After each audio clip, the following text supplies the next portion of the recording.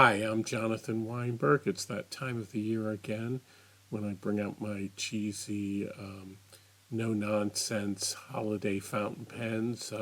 There's one with a little bear that they used to sell at Kmart, and the gift time, and time when you say, bah humbug. But, sir, Christmas is a time for giving, a time to be with one's family.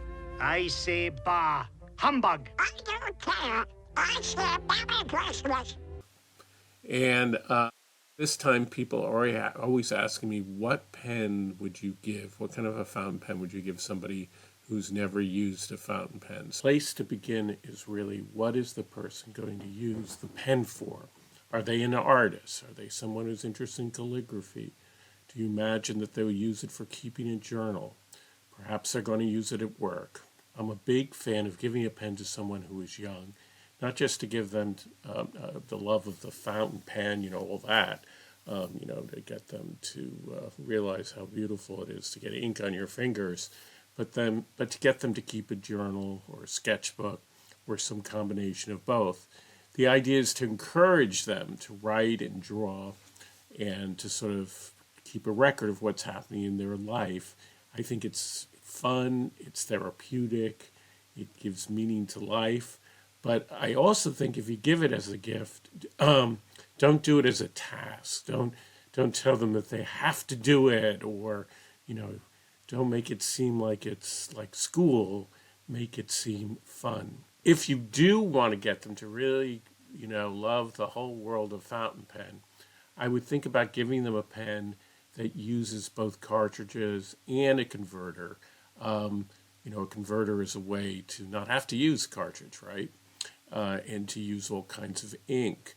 The good thing about the cartridges is it's really easy, and you don't get ink on your hands, but you don't have all the fun of using different colors. You might give them with the pen. I know Pilot does this. They have variety packs of cartridges, so they can sort of see, to try out different colors.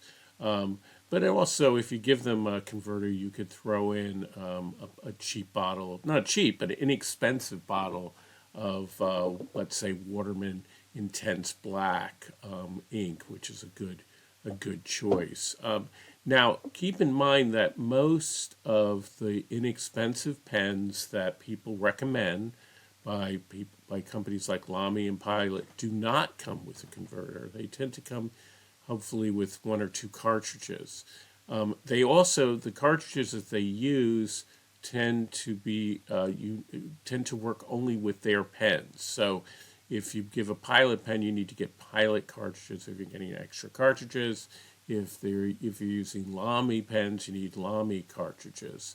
And the same goes with the converter. The converters are inexpensive. You can get usually on Amazon, a converter for well under $10. Or hopefully, if you're buying it in a pen store, they will sell the converter. But you probably want to include some ink, and I always recommend Waterman Intense Black because, as I say, it's inexpensive. And also, Waterman has a long history of making ink for pens that don't get clogged in your pen. I wouldn't, it's appealing to people, particularly around Christmas, to give them inks that have glitter and all that kind of stuff. But they get stuck in the pen, and you don't want to get somebody frustrated. I also think you have to just remind them that not to use any old ink. You can't use Indian ink. If, let's say, it's an artist, a young artist, they might think that they could use the same kind of ink they could use in a dip pen, and that will get stuck in the pen. Now, if it's somebody quite young, I would choose the Pilot Kakuno pen that you can get for around $10, but you need to buy the converter. That would be extra. It's fun looking. I think it's just nicely designed. I don't think it's actually too childish, and it uses exactly the same nib that their more expensive pens like the Metropolitan, and actually even a lot of their mid-level pens use. So it's a good choice.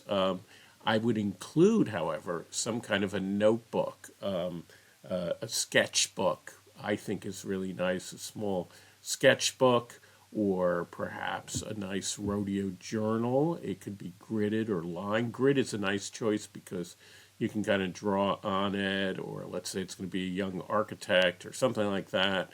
It appeals to that, but it also keeps your handwriting in line, or it could just be blank, or ruled. Now, depending where you shop, if you got a Kakuno pen and a pen. notebook and some ink and a converter, you could probably get away with that costing you altogether well under $40, and maybe you can get away with it for around $30. And what you would be giving is potentially something that is really life-changing. It doesn't have to be for a kid, too. Anybody, I think, can benefit enormously from journaling and writing down their thoughts or scrapbooking. So as I say, it's a potential life-changing gift. And it's a gift that really shows that you care about somebody. I don't see how anybody would be insulted by it. I've kept a sketchbook in my life of some sort, which is, after all, is a kind of visual journal, since I was a teenager, off and on. And I get so much pleasure out of looking at old sketchbooks, like particularly when I go traveling in Europe, whatever, and drawing, and it just makes you, brings back incredible times. It makes you feel, that life has meaning. Now, so I would start with that Pilot Kakuno. That would be my least inexpensive choice. An upgrade, I have no trouble recommending the Lamy Safari that everybody loves. I think that is a really wonderful pen. There's another pen that is not as well known, but I like a lot, which is the Pilot Explorer.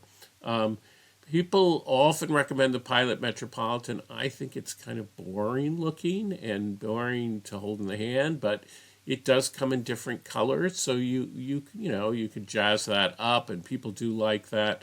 None of these pens come with converters. Again, you have to get a converter, so that adds to the cost. Now, here's another interesting, fun choice. TWSBI, which people love, that company, makes something called the TWSBI Echo, and they have a version that glows in the dark. Keep in mind that it doesn't glow tremendously. I think if it's pitch black, you can really see that green glowing light. But anyway, that's a little bit fun. It's a little gimmicky, but the pen itself is terrific. It's a demonstrator, so you can see the ink sloshing around. It doesn't need a converter, but it doesn't use cartridges. So I wouldn't give that to a really young kid. It has to be a teenager who's willing to go through the process of sucking the ink up and possibly getting ink on their fingers. Artists love it because it holds so much ink, and you can see how much ink is left in the. Now, it might be a little more expensive than a Lamy, a Safari, or a Metropolitan, but as I say, you don't have to buy the converter. And I think it's a great pen for sketching. So again, it's a piston filler. The other thing I like about the TWSBI, for somebody for a kind of kid who likes to tinker with things, is that it comes in a really nice little package, and it has a little wrench that comes with it for taking it apart and cleaning it. It even comes with a little bit of silicone grease. So it's kind of like introduces someone to the whole concept and world of how a fountain pen works. Pelikan is the one who originally invented the piston in the 1920s, but it makes you begin to think about the whole process of getting ink into the pen and how it works and all that. So it's a great choice for teenager, and it is a great choice for grown-up artists. If you think the recipient might be somebody who might get into calligraphy and that whole world, I'm not a calligrapher, but I think there are some really good deals that Pilot has in these box sets that they call Enso. And they make one with, I think that includes 2 Kakuno pens with 2 different italic nibs. They make another one with the Pilot Parallel pen, which is a bit very different, not something for just casual writing in a journal, but a lot of fun for doing calligraphy and for drawing. I very recently did a YouTube on the Parallel pen. Anyway, these packages are really cool because they come with little guides to how to do calligraphy, and they come with lots of ink and different colors. So it's a nice kit. Don't forget to include maybe some paper, and you might also want to give them some kind of a book on calligraphy or workbook so that they can get started on that if you think that is something that will appeal to them. Keep in mind that if you're trying to give a gift to somebody you know who already is a big fountain pen collector, it's kind of dangerous to give them a fountain pen unless you really know what they want. But you can't go wrong if you give them rodeo paper. Rodeo paper is a French company. They make paper that really is good for writing on with a fountain pen, and fountain pen people need lots of paper. So that's always something to think of. And also, a sketchbook is always a nice gift, as long as you get a sketchbook where the paper is made, and you often say this on the cover, that is made for ink, and particularly fountain pen ink. And there are a lot of YouTube videos about that. But again, Rodeo makes sketchbooks. Midori makes a really nice, inexpensive journal. That's a Japanese company, and that's a good choice for sketchbooks and ruled paper journals. If you're thinking, I also like the Rodeo journals, and I like the Luterm journals. They come in bright colors, and I think those are other choices. Now, people who follow this channel might think it's odd that so far I haven't recommended a pen with a flexible nib. And I'm not going to really today. There are lots of my videos about that. Now, a flexible nib is a nib that gives you different line widths and has a kind of bounce to it. I think that's really for somebody who's already into the whole fountain pen world. They can be frustrating. If you get an extra fine, they tend to be kind of scratchy. They're also, most of the flexible pens that are any good are quite expensive. So I wouldn't give a beginner a flex pen. So that's my recommendation. For example, let's say the Pilot Falcon. I think that's for somebody who is an expert, and the whole thing could be a rabbit hole. Now, this does lead to the question of nib sizes, because when you buy a fountain pen, you usually have a choice of nib size, and the question is, what nib size do you give? If you know the person and you have a sense of their handwriting, I have some friends who write really tiny and small, then you're going to need, you probably are going to want to give them a pen with an extra fine or a fine nib. If you see that they tend to write in big block letters, then you're better off probably with a medium or a broad nib. And you probably are, you're okay with a medium nib in any case. Japanese nibs like Pilot, their medium tends towards pretty fine anyway. So that's something that is a little tricky if you don't know the person. I probably would stick to a medium. And as I say, don't go crazy with different inks, I think, for the first gift. Here's something that's really important to give as advice, which I found out with some of the people I've given pens to months later, is that even the best fountain pen will probably dry out if you don't use it for months and months. It's not the end of the world, but you should clean the pen out if you're not using it. And there are plenty of YouTube videos that show you how to do that. It's not a big deal. It's not difficult. But you just can't let a pen, just lie there. And in fact, if they're not using it, I think they should give the pen away anyway. But that's another thing. You don't want to guilt them.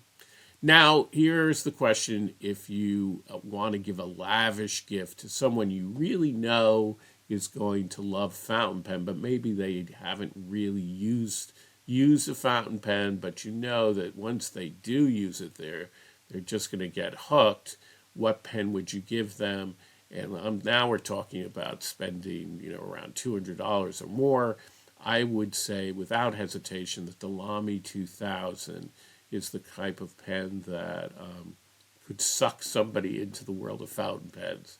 The Lobby 2000 remains one of the most beautifully designed pens of the 20th century, and the nib that it has is just a dream, particularly in that price point. I mean, that is a lot of money, but it's not immense amount of money for getting something that will last you a lifetime and write so beautifully. Particularly, I would get it in a medium. So that would be a really special gift. Don't forget to add ink. It's a piston filler, so it doesn't use a converter or cartridges. But you might throw in a bottle of ink in a sketchbook or a journal. And then if you were just, if you're one of those billionaires and you have just money to spare, I would get them a Pelikan M800. Or let's say you have a spouse and you really want a Pelikan M800, and they won't use it. You can give them the pen, and then a few months later find that you're the one who's using it all the time. But that's a very, very expensive gift. But again, it's the type of pen that just hooks you. It's like these are pens that are the cocaine of fountain pens. But the main thing about this particular hobby is that you don't have to spend a fortune. And a gift of a pen and a journal and a sketchbook and some ink can really change a person's life. It's like giving them a therapist, I think. And also it's like giving them memories so that they can keep memories. I don't think it's ever too late to begin a journal. It has, in the last few years, really begun my day. Every day I begin with half an hour in the morning, writing down what has happened in my life. And as I say, I've been keeping sketchbooks since I was a teenager. So for me, it just seems like a great thing to do. If you start a young person on this path, I think it's really truly an act of grace. So that's my advice. Let me know what you guys think. Maybe you have some better suggestions. Happy holiday. As always, please subscribe. That's the way to support what I'm doing here.